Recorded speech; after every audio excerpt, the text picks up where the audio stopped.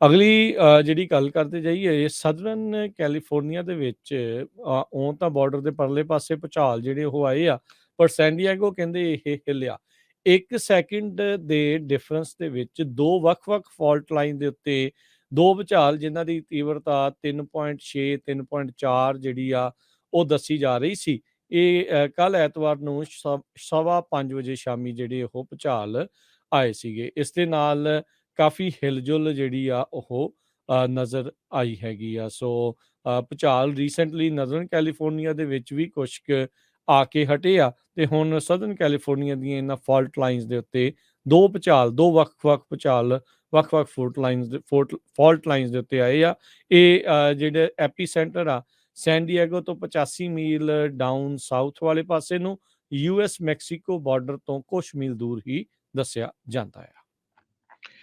ਅਗਲੀ ਖਬਰ ਵੱਲ ਚਲੀਏ। ਇੱਕ ਸਪੈਸ਼ਲ ਕਾਉਂਸਲ ਜੋ ਹੈਗਾ ਕਾਉਂਸਲ ਜੌਨ ਡਰਹਮ, ਜਿਸ ਨੂੰ ਅਪਾਇੰਟ ਕੀਤਾ ਗਿਆ ਸੀ ਟਰੰਪ ਐਡਮਿਨਿਸਟ੍ਰੇਸ਼ਨ ਦੇ ਦੌਰਾਨ, ਉਹਨਾਂ ਨੇ 3 ਸਾਲਾਂ ਬਾਅਦ ਇੱਕ ਰਿਪੋਰਟ ਛਾਪੀ ਆ ਵੀ FBI ਨੂੰ ਕਦੇ ਵੀ ਜੋ ਟਰੰਪ ਤੇ ਰਸ਼ੀਆ ਦਾ ਪ੍ਰੋਬ ਸੀ ਉਹਦੇ ਵਿੱਚ ਇਨਵੋਲਵ ਨਹੀਂ ਹੋਣਾ ਚਾਹੀਦਾ ਸੀ, ਜੋ 2016 ਦੀਆਂ ਇਲੈਕਸ਼ਨਸ ਹੋਈਆਂ। 300 ਪੇਜ ਦੀ ਇਹ ਜੋ ਰਿਪੋਰਟ ਆਈ ਆ, ਉਹਦੇ ਵਿੱਚ ਇਹ ਕਿਹਾ ਗਿਆ ਵੀ FBI ਨੇ ਸਿਰਫ ਰॉ ਅਨਐਨਾਲਾਈਜ਼ ਤੇ ਅਨਕੋਰੋਬੇਟਡ ਇੰਟੈਲੀਜੈਂਸ ਨੂੰ ਯੂਜ਼ ਕੀਤਾ ਹੈਗਾ। ਸੋ ਸਾਰੀਆਂ ਕੋਈ ਝੂਠੀਆਂ ਕਹਾਣੀਆਂ ਦੇ ਉੱਤੇ ਹੀ ਇਹ ਜਿਹੜੀ ਪ੍ਰੋਬ ਚੱਲੀ ਸੀਗੀ।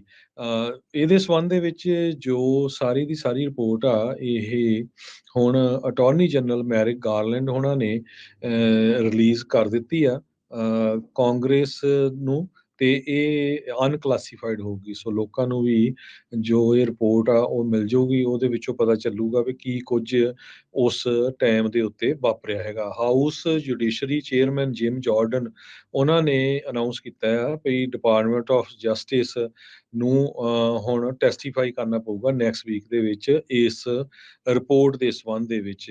ਇਨਵੈਸਟੀਗੇਸ਼ਨ ਲਾਂਚ ਹੋਈ ਸੀ ਮਈ 2019 ਦੇ ਵਿੱਚ ਟਰੰਪ ਦੇ ਫਾਰਮਰ ਜੋ ਅਟਾਰਨੀ ਜਨਰਲ ਵਿਲੀਅਮ ਬਾਰ ਆ, ਉਹਨਾਂ ਤੋਂ ਲੈ ਕੇ ਇਹ ਚੱਲ ਰਹੀ ਸੀ। ਨਿਊ ਮੈਕਸੀਕੋ ਦੇ ਟਾਊਨ ਫਾਰਮਿੰਗਟਨ ਦੇ ਵਿੱਚ ਇੱਕ ਸ਼ੂਟਿੰਗ ਹੋਈ। ਇੱਕ ਸਸਪੈਕਟ ਨੇ 2 ਪੁਲਿਸ ਆਫੀਸਰਸ ਦੇ ਉੱਤੇ ਗੋਲੀਆਂ ਚਲਾਤੀਆਂ, ਜਿਨ੍ਹਾਂ ਨੂੰ ਜ਼ਖਮੀ ਕਰਤਾ। ਬਾਅਦ 'ਚ ਪੁਲਿਸ ਵਾਲਿਆਂ ਨੇ ਉਹਨਾਂ ਤੇ ਗੋਲੀਆਂ ਚਲਾਈਆਂ ਤੇ 3 ਜਣਿਆਂ ਦੀ ਮੌਤ ਹੋ ਗਈ ਹੈਗੀ ਆ। ਜੋ ਆਫੀਸਰਸ ਇਹ ਸ਼ੂਟਿੰਗ ਦੇ ਵਿੱਚ ਇਨਵੋਲਵਡ ਆ ਸਸਪੈਕਟ ਦੇ ਨਾਲ, ਜੋ ਕਿ ਸੀਨ ਦੇ ਉੱਤੇ ਹੀ ਮਾਰਿਆ ਗਿਆ ਸੀ, ਉਹਨਾਂ ਦੇ ਵਿੱਚ ਇੱਕ ਨਿਊ ਮੈਕਸੀਕੋ ਸਟੇਟ ਦੇ ਪੈਟਰੋਲ ਆਫੀਸਰ ਸੀਗਾ। ਸੋ ਹੁਣ ਉਹ ਸਟੇਬਲ ਕੰਡੀਸ਼ਨ 'ਚ ਆ, ਉਹਨਾਂ ਨੂੰ ਹਸਪਤਾਲ ਦੇ ਵਿੱਚ ਪਹੁੰਚਾਇਆ ਗਿਆ ਹੈਗਾ।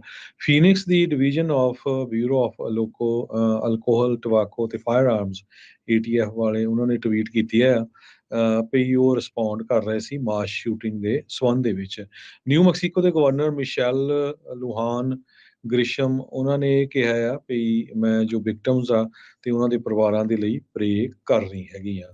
ਕਹਿੰਦੇ ਵੀ ਛੋਟਾ ਜਿਹਾ ਟਾਊਨ ਆ, 46,400 ਲੋਕਾਂ ਦੀ ਪੋਪੂਲੇਸ਼ਨ ਵਾਲਾ Farmington north western new Mexico ਦੇ ਵਿੱਚ ਆ, just south of Colorado state line ਤੇ 150 ਮੀਲ ਨਾਰਥ ਵੈਸਟ ਆਫ ਅਲਬਰਕੁਇਕੋ ਦੇ ਲਾਗੇ ਹੈਗਾ।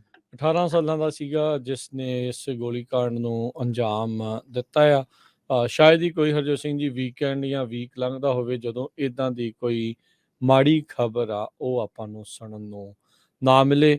ਕਹਿੰਦੇ ਵੀ 4 ਅਫਸਰ 911 ਦੀ ਕਾਲ ਨੂੰ ਰਿਸਪੌਂਡ ਕੀਤਾ ਸੀ ਮਾਊਂਟੇਨ ਟਾਈਮ ਦੇ ਮੁਤਾਬਕ ਸਵੇਰੇ 11 ਵਜੇ। ਫਿਰ ਉਸ ਤੋਂ ਬਾਅਦ ਦੇ ਵਿੱਚ ਇਹ ਸਾਰਾ ਕੁਛ ਜਿਹੜਾ ਉਹ ਵਾਪਰਿਆ, ਉਸ ਤੋਂ ਪਹਿਲਾਂ ਉਸਨੇ ਇਸ ਗੋਲੀकांड ਨੂੰ ਅੰਜਾਮ ਦੇ ਦਿੱਤਾ ਸੀ।